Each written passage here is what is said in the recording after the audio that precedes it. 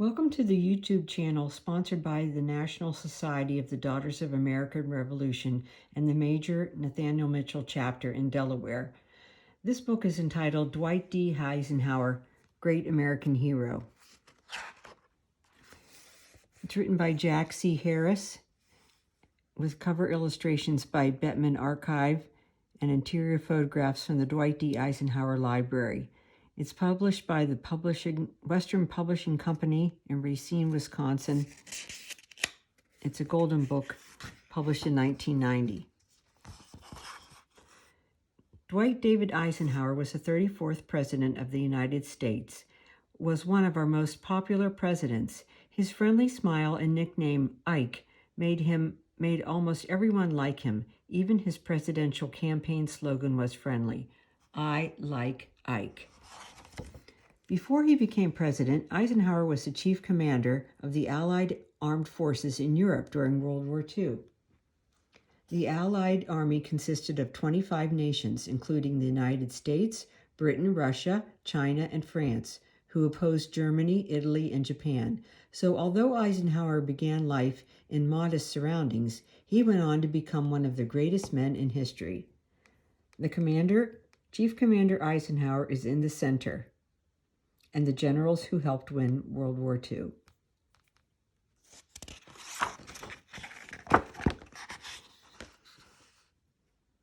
Little Ike growing up in Kansas. Dwight David Ike Eisenhower was born on October 14th, 1890 in Denison, Texas. Dwight was the third of 7 sons. As a baby, he was so fond of his older brother Edgar, who was also called Big Ike, that everyone started calling him Little Ike, and the name stuck. The Eisenhower family portrait from 1902. Dwight is in the back row, first on the left. While Ike was still a baby, his parents, David and Ida Eisenhower, moved the family to Abilene, Kansas. There his father found a job as a mechanic at the Abilene Ice House and Dairy. The Eisenhower family didn't have a lot of money, so as the boys grew up, they each helped however they could. As a young boy, little Ike Eisenhower helped his mother grow vegetables for the family to eat and to sell. The Eisenhower brothers, Dwight, is on the bottom, now on the right. When Ike started school, he turned out to be a very good student. But when he was in high school, tragedy struck. He hurt his knee playing football, and a terrible infection soon developed. The doctors feared that they would have to cut off Ike's leg to keep the infection from spreading. Ike was determined to save his leg. He struggled very hard to get well, and although he missed his entire year of school, the doctors were able to save his leg. Dwight Eisenhower in the center, fishing along the Smoky Hill River.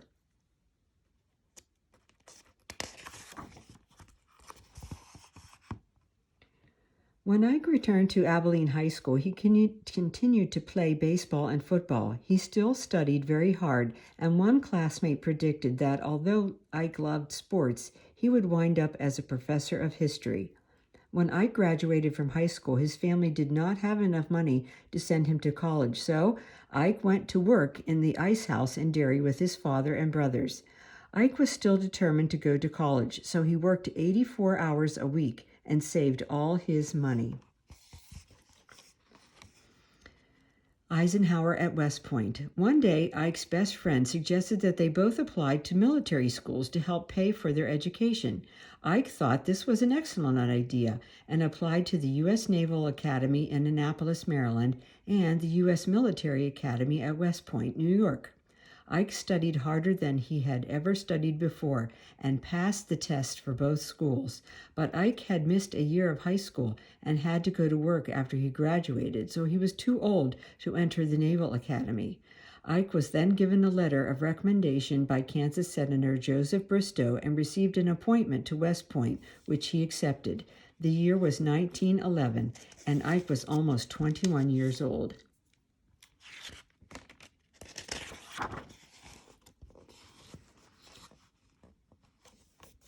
Ike had many dreams while he was at West Point, and one of them was to star on the football team. But while playing in a West Point football game, Ike hurt his knee again. Doctors told him he must stop playing football. Ike decided that nothing would destroy his love for football, so he became a coach for the West Point team. Little did he realize that coaching would give him the leadership skills to become a top military officer and then President of the United States. On July 12, 1915, Dwight David Eisenhower graduated from West Point. He was assigned to the U.S. Army's 19th Infantry, stationed at Fort Sam Houston in San Antonio, Texas. Here is his graduation picture in 1915. While on duty at Fort Sam Houston, 2nd Lieutenant Eisenhower met Mamie Geneva Dowd, who was visiting Texas from Denver, Colorado. They fell in love and were married on July 1st, 1916. Ike was very happy, but terrible things were happening elsewhere in the world. On April 6, 1917, the United States joined other countries around the world by declaring war on Germany. This war became known as World War I.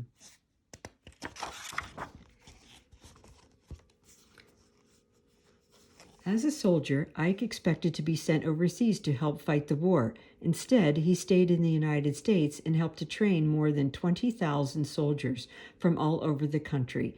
He could see that his coaching skills and education at West Point were beginning to pay off. For his outstanding World War I service, Ike was awarded the Distinguished Service Medal.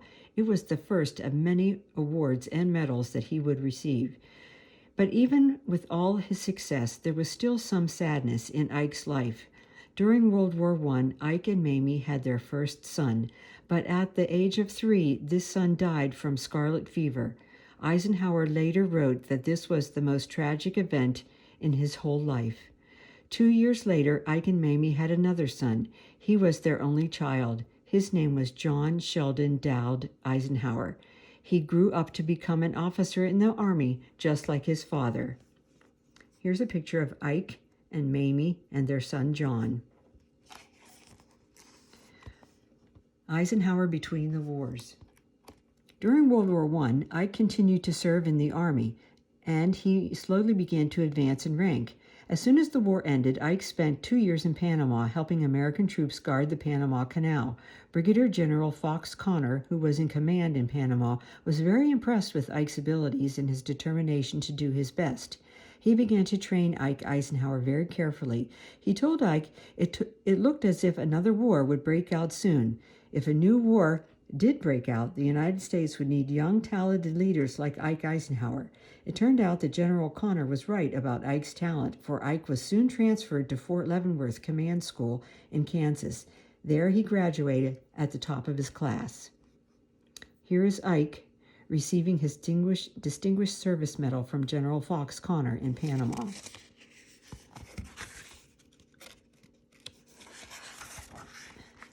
General Eisenhower in World War II. In 1941, after showing outstanding leadership skills once again, Eisenhower was promoted to the rank of Brigadier General. Then on December 7, 1941, the worst fears of the American people came true. The Japanese Air Force attacked Pearl Harbor, Hawaii. America was at war again.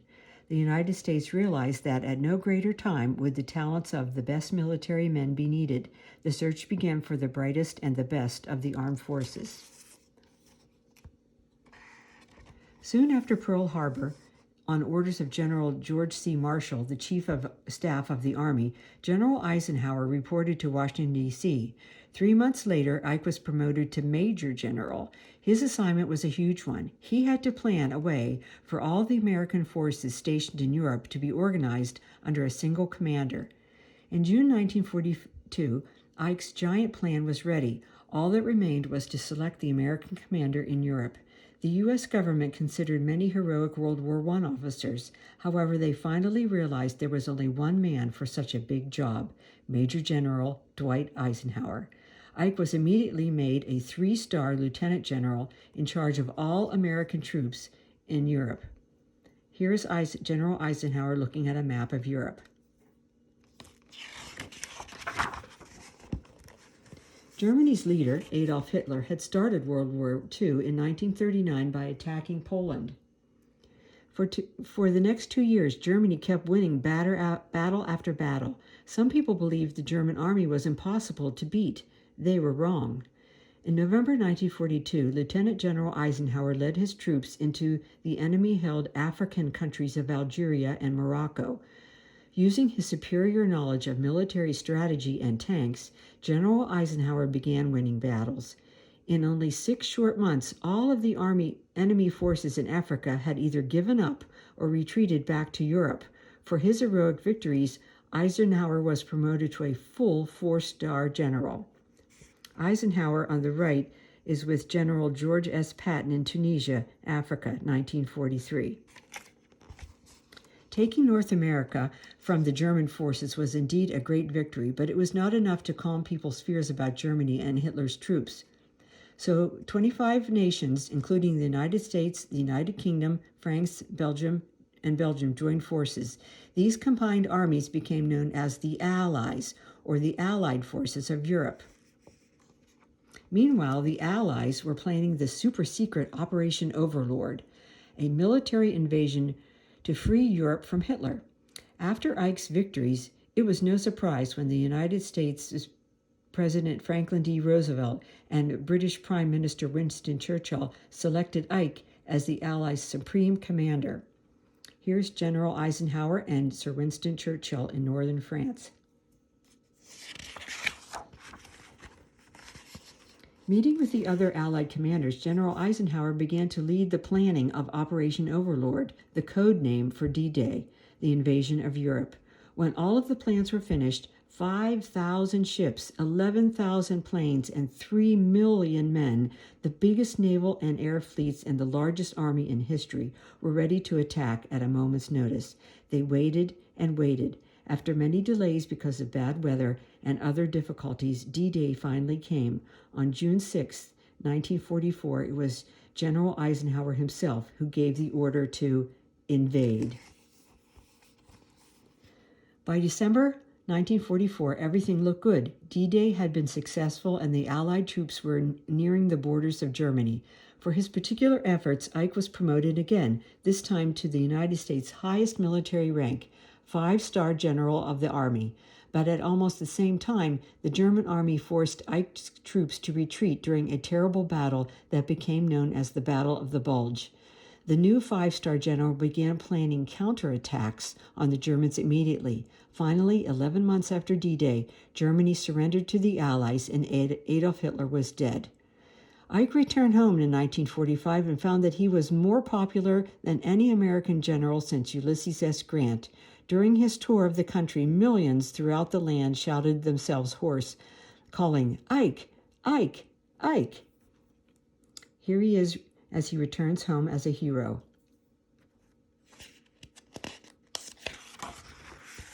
Eisenhower after the war.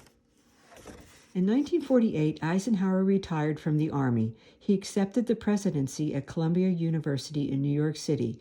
Ike believed that education was truly the best defensive weapon a nation could have.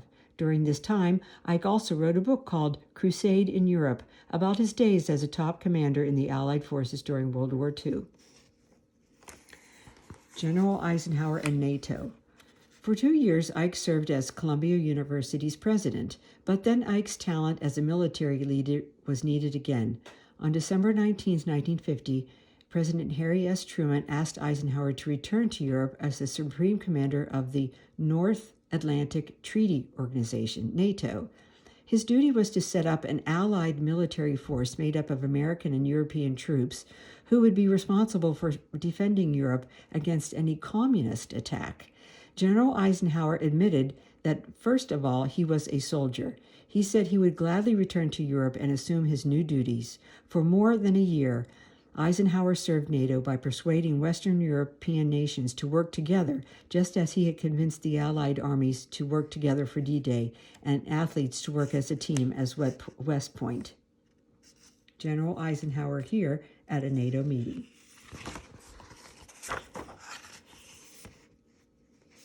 Ever since the end of World War II, Americans had wanted Ike to run for president, but he refused. In 1952, he changed his mind. Retired from the Army, he campaigned as the Republican presidential candidate. Senator Richard M. Nixon joined him to run for vice president.